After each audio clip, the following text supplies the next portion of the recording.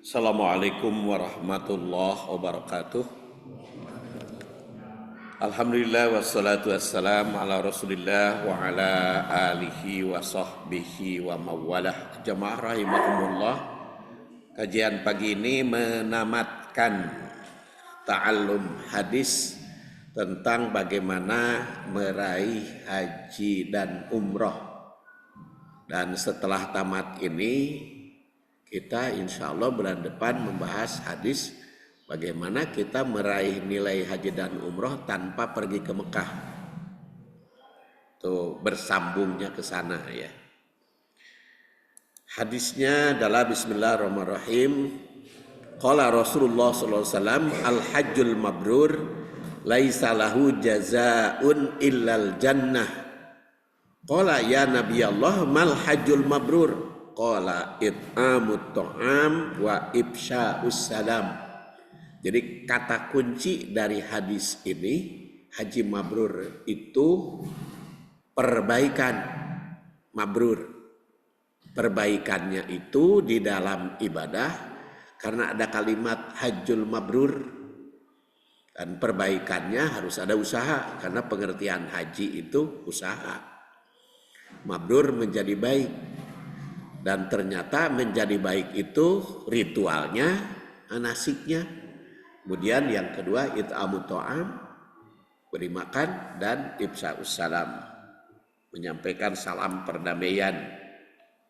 Jadi takwil hadis ini, mabrur itu hendak menjadi target antara. Jadi kalau target utama nama surga, tapi target antaranya mabrur, agar dengan mabrur itu meraih surga. Kemudian yang kedua, mabrur itu prinsipnya menjadi baik. Menurut bahasa kan begitu. Menjadi baik. Memperoleh keunggulan dalam segala aspek kehidupan. Kemudian yang ketiga, jamaah haji jangan mengharap apapun dalam ibadah haji kecuali pahala surga. Karena itulah paling utama. Keempat, takwil keempat atau esensinya juga, haji mabrur mesti diraih dengan berbagai usaha, baik sebelum pelaksanaan pra haji, dalam proses manasik haji yang mengikuti sunnah Rasul, maupun pasca pulang haji. Dan itu pasca pulang haji tentu setelah berada di tanah air masing-masing. Kemudian yang kelima, sahabat bertanya pada Rasul tentang manifestasi haji mabrur. Maka sabdanya, it'amut ta'am wa ifsya'us salam. Dan itu ada dimensi dialog. Jadi Rasul SAW itu bersabda tidak hanya satu pihak, tapi ada sistem dialog. Yang keenam, memberi makan itu mencakup dalam berbagai segi dan kepada semua pihak. Jamaah haji yang mabrur akan menjadi dermawan kepada semua pihak dan jauh dari sifat kikir. Kemudian yang ketujuh adalah menyebarkan salam, baik dalam arti ikhlas, salam itu perdamaian, keselamatan, kebaikan, pujian, maupun asma Allah, pelaksanaan syariah, ikrar keimanan, serta ucapan tahniah. Nah, itu takwilnya. Sekarang kita lihat tatbik hadis ini. Tatbik itu bisa bermakna filosofi, bisa makna tersirat, bisa makna penerapan, bisa bagaimana pemeraktekan. Dan kita lihat dari kalimat per kalimat. Kalimat pertama, al-hajjul mabrur, haji mabrur. Jadi haji mabrur itu ternyata tidak datang sendiri ya. Melainkan mesti diusahakan, karena pengertian haji itu usaha. Dan mabrur menjadi baik. Jadi al-hajjul mabrur, usaha menjadi baik. Ini dari sebut sudut bahasa, jadi filosofisnya harus selalu berusaha untuk meraih haji mabrur itu. Jadi tidak otomatis gitu datang, itu harus ada usaha. Sama dengan saum juga kan, la'allakum tattaqun, kalimat la'alla itu kan artinya mudah-mudahan. Jadi kalau mudah-mudahan ada usahanya. Jadi tidak semua orang saum itu takwa kalau tidak ada usaha. Haji juga tidak semua yang ibadah haji itu mabrur, karena harus ada usaha. Ini merupakan usaha manusia. Maka diraihnya tergantung usaha. Mabrur adalah menjadi baik, maka akan diperoleh ataukah tidak sangat tergantung atau jerih payah jamaah itu sendiri. Jadi haji mabrur itu mesti diusahakan sejak sebelum berangkat, dalam proses manasik, dan pasca ibadah haji. Ibadah haji bukan akhir dari rukun Islam. Tapi justru kalau ditinjau dari sudut kebahasaan, langkah berikut, jadi langkah usaha haji. Haji mabrur itu bukan akhir ibadah. Ya memang di dalam rukun Islam kan itu yang kelima. Rukun haji rukun Islam itu kan yang kelima. 1 syahadat, 2 sholat, 3 zakat, 4 saum, 5 haji. Tapi kan semuanya juga tergantung usaha masing-masing. Syahadat harus diusahakan. Manifestasinya bagaimana? Dan ucapan mah setiap sholat kita bersyahadat. Asyhadu an la ilaha illallah wa asyhadu anna Muhammadar Rasulullah atau abduhu wa rasuluh. Manifestasinya bagaimana? Salat juga tanha anil fahsya wal munkar, kan ada usaha. Kemudian zakat itu tu'khadhu min agniyaihim wa turaddu ila fuqaraihim. Atau juga ditandaskan tutahhiruhum wa tuzakkihim, membersihkan diri.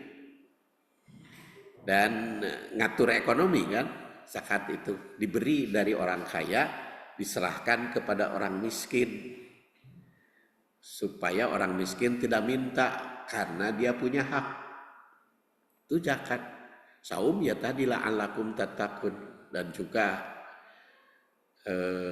saum itu pengertiannya al-imsak. Haji ini hajjur mabrur. Jadi ibadah haji bukan akhir, walaupun sebagai rukun Islam terakhir, tapi bukan akhir perjuangan, justru langkah berikutnya untuk berjuang di dalam menyempurnakan syariah. Kemudian laisa lahu jazaun, tiada pahala baginya. Kalimat ini sebagai didikan agar pelaksanaan ibadah haji mesti dilakukan dengan ikhlas. Karena laisa, tidak ada lagi yang didapat, artinya harapnya hanya kepada Allah. Laisa, tidak ada dari siapapun pahalanya selainlah dari Allah Subhanahu wa taala, karena laisa itu kan menunjukkan tidak. Tapi ikhlas berbeda di dalam prakteknya. Ikhlas tidak ada kaitan dengan terang-terangan atau sembunyi-sembunyi, karena ibadah haji itu syiar. Jadi harus terang-terangan, harus memberitahu orang. Gak bisa ibadah haji itu susulumputan. Ya minimal imigrasi, minimal petugas Departemen Agama. Ya juga memberitahu tetangga, jangan sampai leungiteun ketika ibadah haji. Kok hilang si bapak ke mana? Menuju haji dan umroh, jangan sampai begitu. Maka harus memberitahu. Jadi ikhlas itu bukan sembunyi-sembunyi, ada supaya ikhlas ngelemet, bukan itu. Karena min sya'airillah, Safa dan Marwah. Istilahnya Safa dan Marwah ya, karena itu untuk mencakup haji dan umroh. Ikhlas ibadah haji bukan mesti sembunyi, karena diperintah untuk terang-terangan sebagai syiar. Nah, sekarang bagaimana kalau pulang haji disebut haji? Ikhlas atau tidak? Tidak bisa dilihat oleh kita ikhlas atau tidak. Apa kalau menyebut haji itu riya? Belum tentu. Kalau saya kasih nama di buku pakai H aja, haji. Untuk apa? Ya karena inna sofa wal marwata min sya'airillah. Haji itu syiar. Syiar mah kudu diumumkan. Jadi di dalam rangka haknya itu ngumumkan bahwa sudah ibadah haji. Sudah ibadah haji untuk apa diketahui? Syiar. Itu jadi kalau bapak-bapak yang biasa pakai hak nama, jangan malu-malu.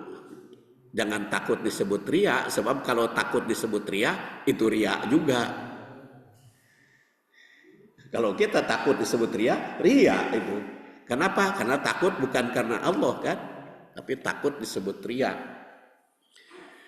Jadi ikhlas itu dalam hati masing-masing. Jadi orang yang sembunyi belum tentu ikhlas. Nyarekan, totong maka disebut hak. Di situ ikhlas, nah itu riya.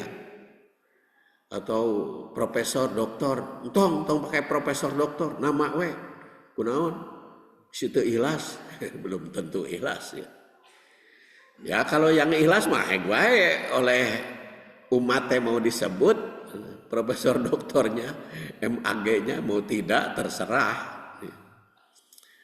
Ya karena itu kan disebut titel itu kan memberikan apa istilahnya itu tingkat kepercayaan di dalam dakwahnya, dalam khutbahnya.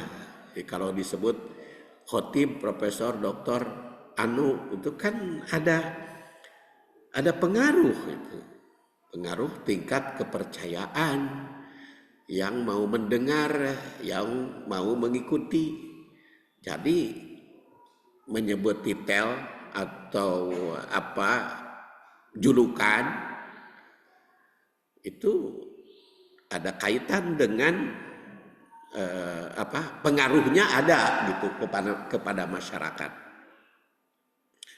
Oleh karena itu tanamkan dalam hati nurani, tidak ada yang diharapkan selain murni karena Allah. Itu ikhlas itu murni karena Allah. Jadi mau dapat pujian, mau tidak ya terserah. Dipuji terserah, tidak dipuji juga terserah. Diejek nggak masalah. Itu ikhlas. Tetap karena ridho Allah. Kemudian yang ketiga illal jannah, kecuali surga. Hanya surga yang dikejar dalam ibadah haji. Jadi tegas setiap jamaah di sini dikatakan tidak mengharapkan imbalan selain surga.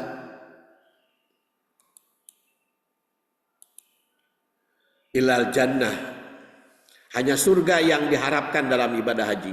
Jadi tegas setiap jamaah haji yang mengharapkan mabrur itu hanya mencari surga.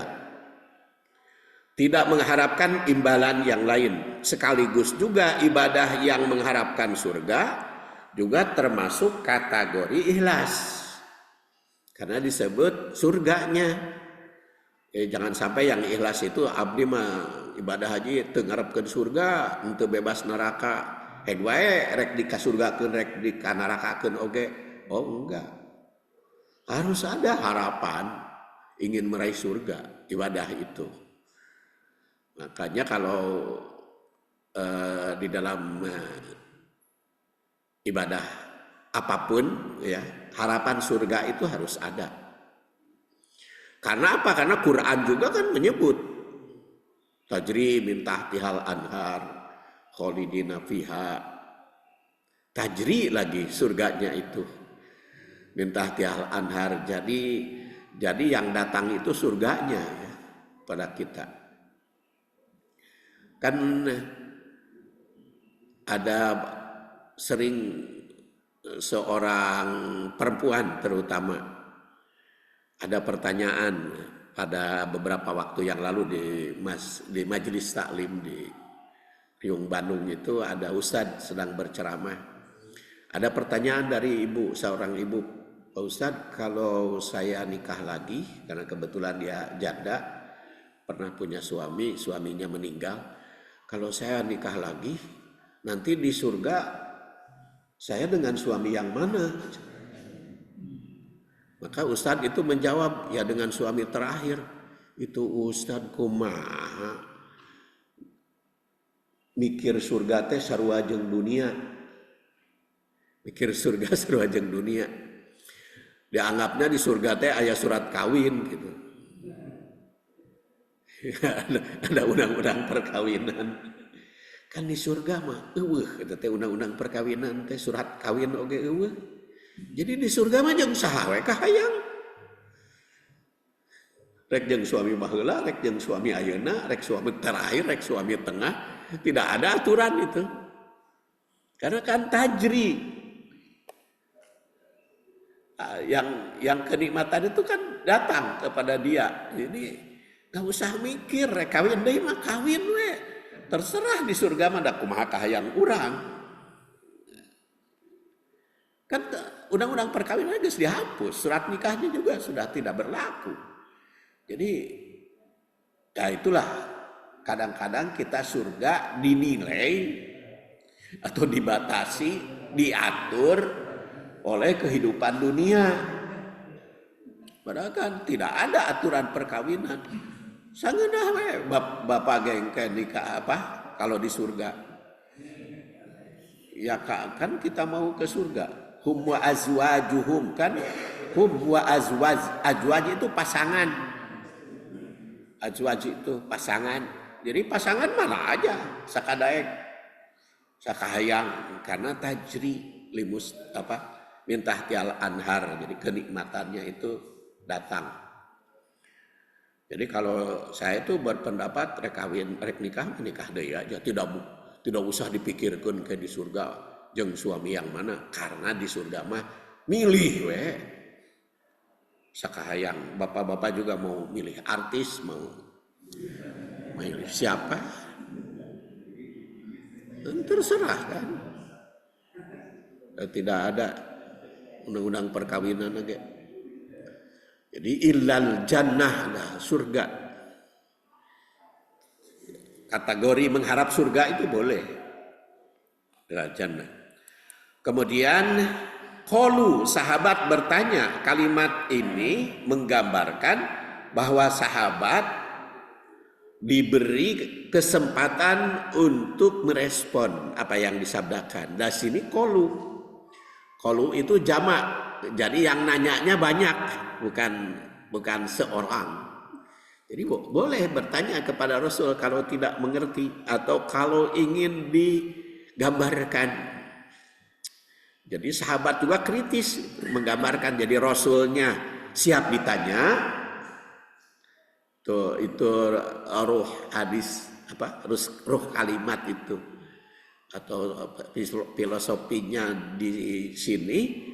Rasul ditanya, jadi mau ditanya Rasul, dan sahabatnya kritis kalau tidak mengerti. Jadi di dalam pengajian, di dalam kajian itu dipersilahkan untuk berdialog kalau tidak paham. Nah, lalu bagaimana?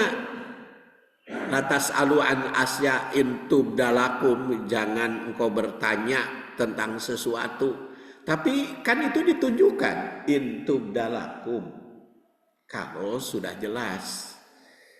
Jadi kalau yang sudah jelas mah nggak usah ditanyakan. Jadi kalau yang kurang jelas mah pasalu ahla dzikri, perintah bertanya. Makanya di sini juga digambarkan di dalam hadis ini, qalu, para sahabat yang bertanya banyak. Kemudian Rasul menjawab. Jadi dialog antara Nabi dengan sahabat itu merupakan gambaran pendidikan yang aktif antara pendidik dan terdidik. Rasul SAW mempersilahkan dialog tentang yang belum jelas untuk diberikan rincian secara mendalam tentang berbagai persoalan tentang syariah, dan perkataan qalu menunjukkan bahwa yang bertanya itu jumlahnya banyak, bukan hanya satu. Jadi Rasul memberikan kesempatan untuk semua sahabat bertanya. Bahkan ketika Rasulullah SAW tidak menoleh kepada yang satu bertanya karena tunanetra, karena orang miskin pada saat itu kan langsung ditegur kan, abasa wa tawalla. Karena sedang asik dengan para pembesar Quraisy, maka ditegur. Karena ya siapapun boleh bertanya. Dan ternyata memang yang asalnya orang kecil tunanetra justru kan jadi pembesar. Abdullah bin Umi Maktum itu kan sampai jadi wakil presiden atau wakil pimpinan negara ketika Rasul ke Badar dan ke Tabuk. Di Madinah itu diserahkan kepada Abdullah bin Umi Maktum memimpin jadi pembesar. Ini memberikan bimbingan kepada para pendidik, para dai untuk memberikan kesempatan dialog dengan siapapun yang membutuhkan petunjuk, yang membutuhkan bimbingan. Kemudian ya Nabi Allah, panggilannya ya Nabi Allah, wahai Nabi Allah. Kalimat ini merupakan panggilan sahabat kepada Rasul. Jadi sahabat tidak pernah memanggil nama ya Muhammad atau ya Abul Qasim. Etama sahabat yang memanggil ya Muhammad mah orang yang belum iman. Kalau yang sudah iman mah ya Nabi Allah, ya Rasulullah. Jadi panggilan yang bagus itu julukan. Julukan yang sesuai dengan kehendak yang dipanggil. Ya, jadi kalau para ustadz juga senangnya dipanggilnya ya sesuai dengan kehendak dia aja, mau dipanggil apa. Mau dipanggil prof karena sudah profesor, atau mau dipanggil ustadz, atau saya sering dipanggil AA, ya AA aja. Jadi sesuai dengan panggilan. Itu panggilan. Panggilan itu tata tertib. Makanya di sini ya Nabi Allah kepada Rasul. Walaupun para sahabat juga kan ada panggilannya tidak biasa, tetapi dia seneng ya Abu Hurairah pokoknya kan. Hurairah itu kan kucing kecil. Ya Abu Hurairah, wahai bapak kucing kecil. Tapi karena dia seneng dipanggil itu ya. Itulah. Jadi panggilan itu sesuai dengan kesenangan dan sesuai dengan jabatan. Ini merupakan kesopanan seorang sahabat pada Rasul. Dan memang ditegaskan dalam Al-Quran. A'udzubillahi minasyaitonirrajim. La taj'alu du'a ar-rasul bainakum kadu'a ibadikum ba'do. Qad ya'lamullah alladzina yatasallaluna minkum liwada. Falyahdaril ladzina yukhalifuna an amrihi an tusibahum fitnah au yusibahum adzabun alim. La taj'alu, jangan engkau jadikan doa ar-rasul, panggilan rasul, bainakum, di antaramu, kadu'a ibadikum ba'do, antara satu sama lain. Dan ini juga menunjukkan kalau kita ngutip hadis itu dengan bahasanya asli. Jangan hanya terjemah. Dua hari yang lalu kemarin ya, ada seorang ustadz juga bertanya kepada saya, Pak Saifuddin, ini apa ya hadisnya? Karena dia menemukan terjemahnya di WA bahwa Rasulullah SAW itu senang terhadap orang yang bekerja menyempurnakan. Ini nanya hadis kepada Pak Saifuddin. Makanya terjemah kan bahasa Indonesia. Pan kudu mikir. Saya itu hadis di mana? Katanya itu hadis ini sahih atau riwayat siapa? Kan mikirnya saya banyak itu. Udah belum tentu atau saya juga ngotek tak hadis belum tentu hafal semua itu. Kalau ada pertanyaan, tapi nggak apa-apalah. Ini pelajaran bagi saya. Jadi datang ke rumah ngotek tak, kumaha yo carana neanganana. Oh ternyata ditemukan hadis riwayat At-Tabarani dan riwayat Al-Baihaqi.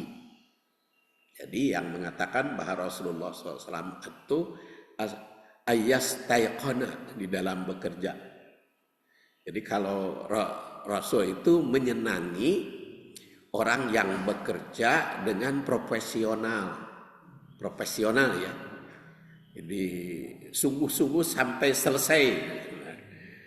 Nah itu deh. Akhirnya ditemukan juga, tapi itu prosesnya lama itu karena harus cari ke sana kemari. Ada pertanyaan sahih atau tidak? Oh, ternyata kata At-Tibrizi hadis ini sahih. Itu salah satu contoh, makanya bagusnya kalau di WA atau di mana-mana ngirim hadis, cari dulu redaksinya dan terjemah. Jangan hanya terjemahnya saja, biar tidak pusing pembacanya. Jadi itu kalau kita ngutip itu, kalau menurut saya itu berdasar ayat ini. Jadi kalau mengutip sabda Rasul ya aslinya dikutip. Kumaha teu nyaho antong teu nyaho mah entong nyebarkeun. Kecuali kalau ke khutbah ke ceramah sebutkeun saya tidak hafal redaksinya. Kalau tidak tahu sahih atau dhaif sebutkeun jujur teu nyaho abdi ge teh sahih atau dhaif, itu aja. Jadi biar masyarakat itu tahu. Kalau kita tahu sahih ya sahih kata siapa? Kata At-Tibrizi. Jadi itu jujur ngutip hadis dengan bahasa asli dan juga mengutip Quran otomatis. Karena di sini jangan sampai la taj'alu du'a ar-rasul bainakum kadu'a ibadikum ba'do. Ya kalau satu sama lain mah nggak apa-apa. Jadi mengutip bahasa bukan hadis mah. Bukan hadis, bukan ayat mah. Redaksinya tidak disebut gitu naon. Jadi ya bahasa kita saja kan. Ada kutipan langsung kan, ada kutipan tidak langsung. Nggak masalah. Tapi kalau Quran dan hadis mah diusahakan supaya tidak sama. Kedudukan Quran dan hadis itu lebih unggul. Diriwayatkan dari Ibnu Abbas, sebagaimana dikutip oleh Ibnu Katsir yang wafat tahun 774, terdapat orang yang memanggil Rasul dengan ya Muhammad. Ada juga yang memanggil ya Abul Qasim. Maka turun ayat ini sebagai teguran, melarang mukmin untuk memanggilnya seperti itu. Jadi ayat ini memerintah untuk memanggilnya yang sopan, jangan seperti pada teman sendiri. Maka panggilan ya Rasul, ya Nabi Allah. Ya kalau panggilan sesama, kalau senangnya dipanggil nama, gak masalah. Ini ketika saya menikahkan anak saya kepada orang Arab. Anak saya kedua kan suaminya orang Arab. Terus anak saya itu nanya pada suaminya, saya panggil apa kepada suami? Ya katanya kalau kebiasaan di bangsa saya mah nama Jadi istri nama apa? Memanggil suami ya nama gitu. Suami memanggil istrinya nama gitu. Tapi ketika dipraktekkan, berat cenah, kata anak saya itu. Saya memanggil nama langsung mat, nggak biasa. Ya kumaha tuh, nyasoke cenah kumaha kahayang, ya pakai K aja, ya apa-apa. Tapi kadang-kadang kalau sesama mah sesuai dengan kebiasaan, nggak masalah. Ya entah untuk kesopanan. Tapi memang di Arab mah begitu. Jadi kalau orang Sunda makan, kalau ke lancek Kang kan, kalau ke bawah D kan ada Aji. Tapi kalau di Arab kan sama itu. Kalancek kalau ngarannya langsung Togwol. Makanya di sini disebut kenapa dikatakan kadu'ai ba'dikum ba'do, karena kebiasaan orang Arab begitu. Jadi langsung nama, makanya jangan kepada Rasul mah harus pakai jabatan. Jadi timbul pertanyaan, kenapa kok di dalam ayat itu ada kalimat kadu'ai ba'dikum ba'do? Karena secara historis kaitan dengan kebiasaan mereka. Makanya ada ya Muhammad, orang musyrik. Tapi kalau di Sunda mah udah biasa ada panggilan-panggilan. Jadi ayat ini memberikan didikan kepada setiap mukmin untuk menyebut Rasul Nabi Allah sesuai dengan kesopanan. Jangan dianggap sama dengan panggilan pada sesama teman. Itu sebagai didikan pula bahwa kalau mengutip hadis itu hendaknya dengan bahasa asli. Jangan dianggap sama dengan kutipan pendapat sesama manusia. Didikan pula pada murid memanggil guru atau anak pada orang tua atau siapa, dan memanggil sesuai dengan jabatan. Makanya ketika di grup Al Hasan itu kan ada yang nulis karena mungkin si penulis itu benci kepada seseorang itu menyebut pakai bajingan segala macam, sing benci. Makanya saya kirim hadis itu, yang isinya cintailah seseorang itu jangan melebihi cinta, karena bisa jadi musuh nanti. Dan bencilah orang itu sederhana aja, jangan terlalu benci. Sebab bisa saja yang kamu benci itu bermanfaat bagimu.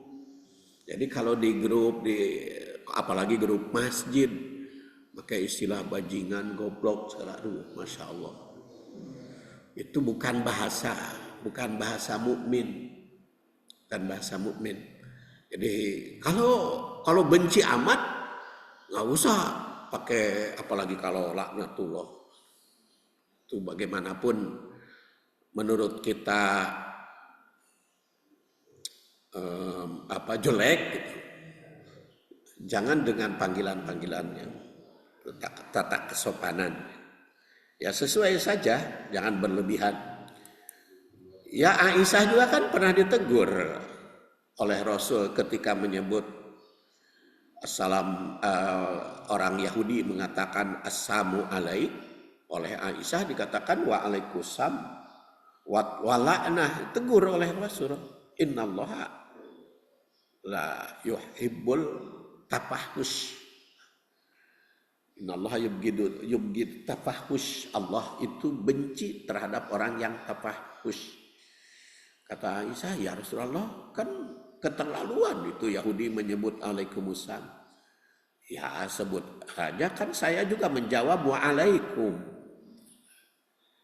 Jadi karena assalamualaikum yang hancur atau racun, maka Rasul menjawabkan waalaikum. Beda dengan Aisyah alaikumussalam wala'nah. Nah itu wala'nah itu walaupun kepada yang Yahudi memusuh oleh Rasul, jangan disebut seperti itu. Kemudian kalimat berikutnya, mal hajjul mabrur. Apa haji mabrur itu? Kalimat ini menggambarkan bahwa Rasul memberikan kesempatan pada sahabat untuk bertanya dan bertanya jika tidak tahu merupakan cara belajar yang baik. Tanya jawab itu. Didikan bagi guru agar memberi kesempatan dialog karena akan membuka keterbukaan sesama. Dan Haji Mabrur dipertanyakan tentang bagaimana prakteknya. Karena bukan hanya bersifat ritual, tapi juga ada perwujudan dalam kehidupan.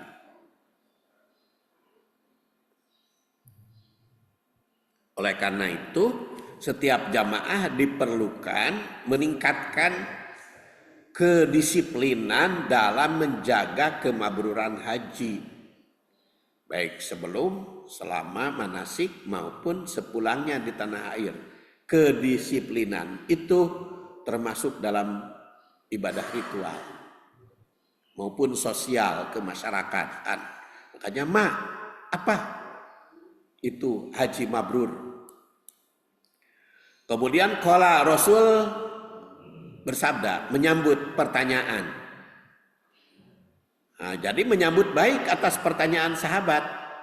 Setiap mukmin dibimbing agar mau komunikasi sesamanya. Menjawab pertanyaan merupakan ibadah yang bersifat interaksi sesama. Kesiapan menjawab pertanyaan umat merupakan teladan dari Rasul yang mesti diikuti oleh para penerus. Dan menurut saya, belajar itu bukan hanya bertanya, tapi juga ditanya. Jadi bertanya itu belajar, ditanya juga belajar. Justru karena sering mendapat pertanyaan, jadi ilmu tambah. Karena pertanyaan teh kan dijawabnya lamun bisa ngajawab harita, lamun teu bisa jawab jawab spontannya, tapi datang ke rumah mikir jawaban tadi lengkapnya kumaha. Ya seperti tadi ada pertanyaan kemarin lewat WA, nanya hadis, saya aja belum pernah tahu itu hadis itu, bahwa Rasul senang bekerja yang profesional. Saya nggak tahu sebelumnya, tapi karena ada pertanyaan, jadi ngotek tak gitu, cari sendiri, ketemu kan, jadi belajar ditanya teh. Katakan baguslah, silahkan aja siap ditanya. Jadi gara-gara ada pertanyaan jadi nambah ilmu gitu. Bertambah ilmu. Jadi bertanya itu membuat cerdas, dan ditanya juga membuat cerdas, belajar. Dakwah bukan hanya sepihak, tapi ada interaksi satu sama lain dengan berdialog. Rasul sangat mengetahui tentang apa yang ditanyakan sahabatnya. Jadi kenapa jawabannya it'amu to'am ibsa'us salam, karena Rasul tahu kehendak sahabat bertanya itu kemana arahnya, sehingga jawabannya juga tepat. Ini mengajarkan kepada para dai agar tahu tentang kebutuhan umat. Jawaban mesti sesuai dengan pertanyaan yang dikehendaki, kemana arahnya dan apa sasarannya. Kemudian it'amu ta'am, jawaban bertanya disampaikan Rasul bahwa haji mabrur itu memberi makan pada sesama. Tentu akan terasa betul manfaatnya, karena kan yang ditanya manfaatnya apa yang haji mabrur. Maka memberi makan kan kelihatan manfaatnya, dapat dirasakan oleh yang menerima. Ini terasa karena langsung dinikmati oleh banyak umat. Ini juga merupakan didikan agar jamaah haji menjadi semakin dermawan berpulang ibadah haji dan umroh ya. Jangan sampai ada jamaah menjadi kikir pulang haji. Kedermawanan dibuktikan siapnya berbagi rezeki selain yang diwajibkan. Tegasnya, jika hanya mengeluarkan zakat atau infak wajib, itu belum menjadi dermawan. Kalau yang bagi-bagi zakat gitu ya, kan suka jadi sorotan juga yang bagi-bagi zakat di tengah jalan atau di tengah lapangan. Ada yang mengatakan ria dan sebagainya. Saya katakan belum tentu dia ria. Karena zakat atau sodakoh itu kan intubdu sodakoh, wa intubduhu wa taktumu atau autuhfuh. Sodakoh itu bisa tubduh, bisa terang-terangan, bisa sembunyi-sembunyi. Lalu bagaimana dengan 7 kelompok yang di bawah perlindungan Allah Subhanahu wa taala? Itu tangan kiri tidak tahu apa yang dilakukan tangan kanan. Itu berbagai hal maknanya. Pertama, bisa di sudut dari keikhlasan. Bisa juga yang kedua, bukan untuk pamer. Bisa juga yang ketiga, maknanya yang bersedekah itu loba duit. Karena banyak duitna, jadi teu nyahoeun anak pamajikan anake. Sok lamun bapak punya duit 100.000, sodakoh 10.000 kan kanyahoan, tinggal 80. Tapi lamun bapak duitna triliunan, sodakoh 1 juta, mau nyahoeun itu barudak ge. Sodakoh 1 juta. Jadi itu juga banyak ya manfaat maknanya. It'amut ta'am, kedermawanan. Jadi bukan hanya dari zakat. Kalau haji itu kedermawanan. Makanya disebut memberi makan. Itu sifatnya umum, berlaku pada semua lapisan masyarakat.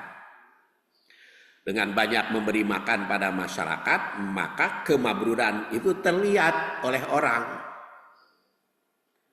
Jadi mabrur dalam ibadah haji bukan hanya di hati, tapi juga nampak di permukaan, terlihat ya. Jadi tugas utama dari pemberian makan itu merupakan langkah usaha dan juga langkah ketahanan pangan. Tahanan pangan yang memang dulu sudah kita bahas surat Quraisy. Surat Quraisy itu kan bisa bermakna 9 bahkan 9 tanda kesuksesan berdasar surat Quraisy. Mulai dari li'ilah, ada pembiasaan, ada Quraisy. Quraisy itu kan al-a'immah min Quraisy, jadi punya sifat kepemimpinan. Kemudian rihlah, bepergian, kemudian sita wasoib, baik di musim dingin maupun musim panas. Jadi orang Quraisy dalam surat Quraisy itu orang yang tahu situasi dan kondisi.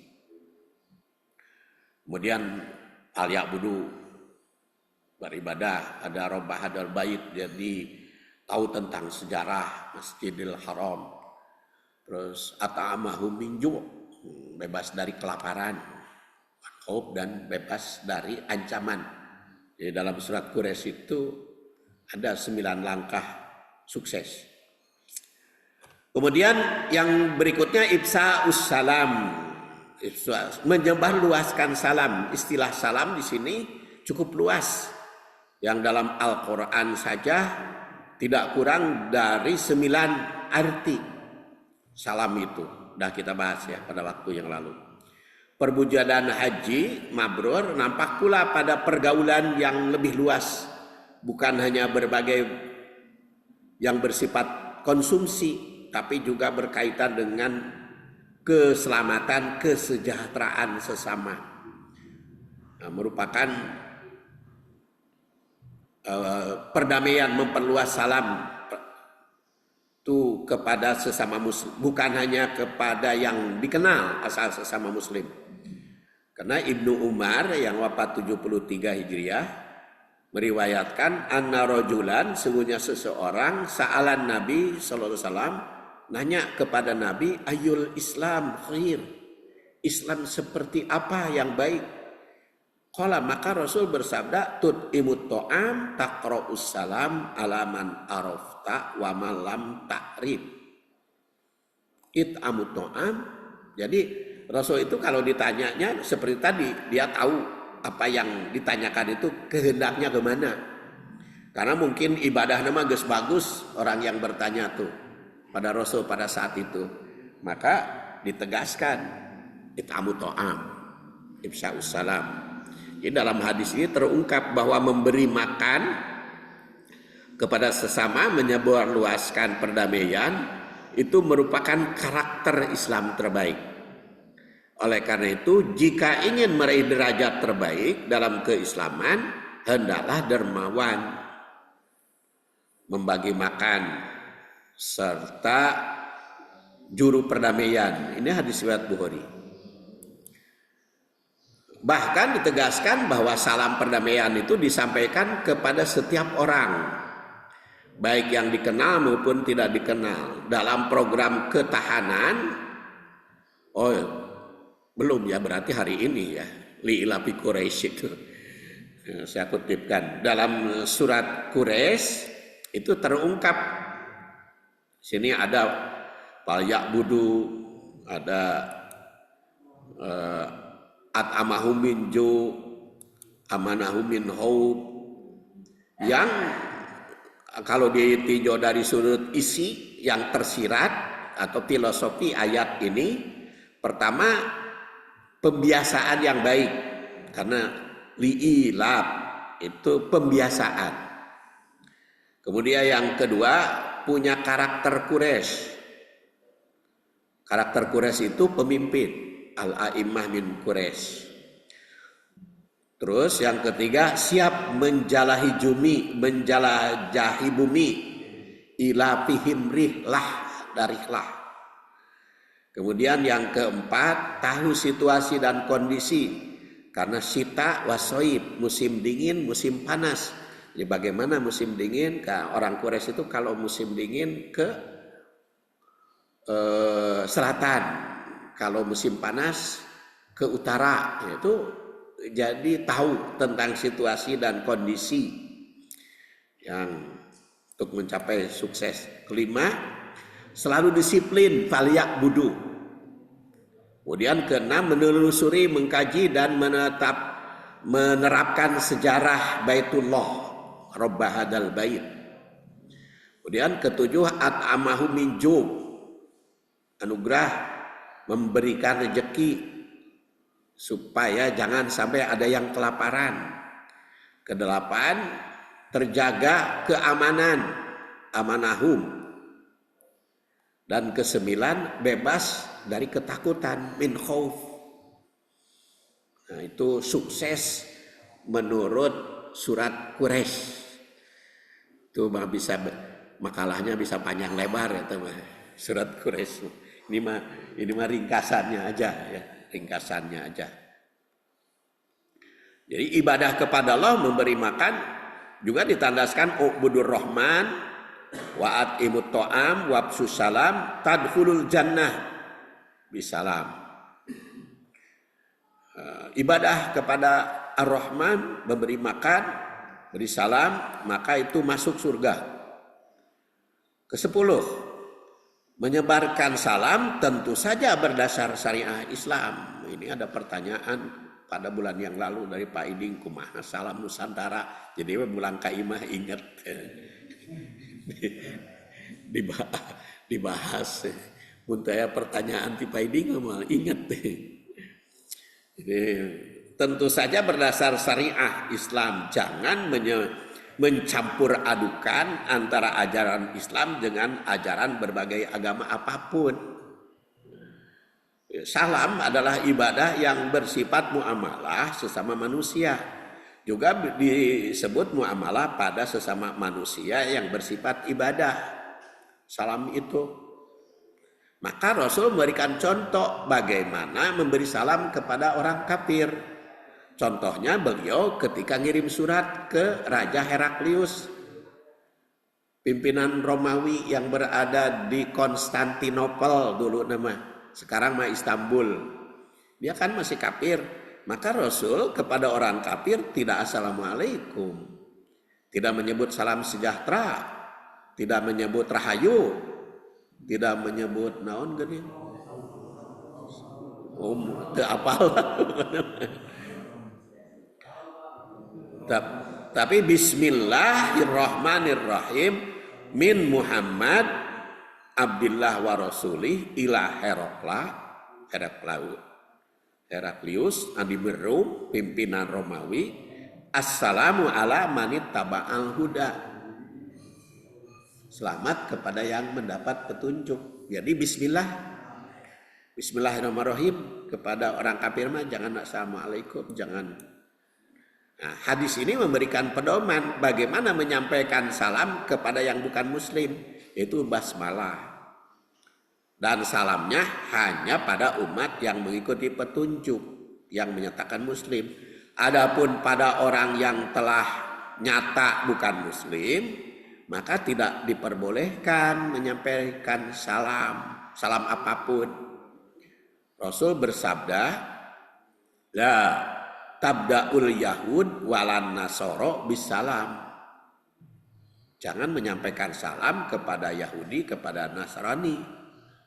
Wa idza laqitum ahadahum fitorikin pantorruhu ila adyaqihi. Berikan, bahkan ya persempit ruang gerak mereka. Jadi pluralisme itu harus punya prinsip. Bagaimana ucapan. Hadis ini dengan tegas melarang umat Islam menyampaikan salam pada Yahudi, pada Nasrani. Bahkan memerintah untuk mempersempit ruang gerak mereka. Nah, bagaimana kalau bukan Yahudi? Nah, hadisnya ini kalau bukan Yahudi. Fa'idha laqitumul musyrikin, apabila kalian bertemu dengan musyrik. Ini diriwayatkan dari Abu Hurairah. Fala tabda'u bisalam, fala tabda'uhum bisalam. Jangan sampaikan salam. Wanturuhum ila adyaqihai. Jadi baik Yahudi maupun Nasrani pada hadis pertama, hadis kedua memusyrik. Jadi bukan muslim. Jadi kalau menyebarluaskan salam ya kita salamnya ketika pidato walaupun ada orang non muslim ya kita assalamualaikumnya kepada mukmin saja. Jadi terserah mereka mah. Jadi harus ada kesempatan. Dan seperti pada waktu yang lalu saya kemukakan di Indonesia itu kan setiap individu, setiap manusia dijamin untuk melaksanakan agama masing-masing, agamanya sesuai dengan kepercayaan masing-masing. Jadi dalam Undang-Undang Dasar 45 kan sudah jelas dijamin. Jadi nggak usah repot-repot kita salam dicampur aduk, salam Nusantara. Nggak usah karena dijamin. Kita Muslim dijamin. Makanya ketika Ketua BPIP melarang pakai kerudung bagi yang paskibraka, kan Jokowi aja ngomong kita harus memberikan kebebasan. Yang mau kerudung mau tidak. Jangan mempersempit. Jadi salamnya itu begitu. Harus memberikan kesempatan pada siapapun sesuai dengan agama dan kepercayaannya itu. Jadi hadis ini sifatnya umum kepada siapapun yang tidak bertauhid. Jangan menyampaikan salam. Apalagi dengan ucapan salam yang menyerupai mereka. Jadi jelas. Salam Nusantara yang berkembang di kalangan pejabat Indonesia itu bertentangan dengan hadis ini. Jadi kalau saya tidak menyebut hukum haram atau tidak, pokoknya mah tidak sesuai dengan hadis ini gitu kan lebih enak bahasanya. Tidak sesuai dengan hadis ini. Sebab kalau nanti disebut haram makruh itu mah fikih bukan kajian hadis. Sakitu Pak Inten nu kapihatur insyaallah tamat kajian hadis ini 5 makalah dan bulan depan kita dengan makalah yang lainnya. Kalau masih ada yang ditanyakan tapi sudah lewat 7 ini. Saya kira cukup aja ya.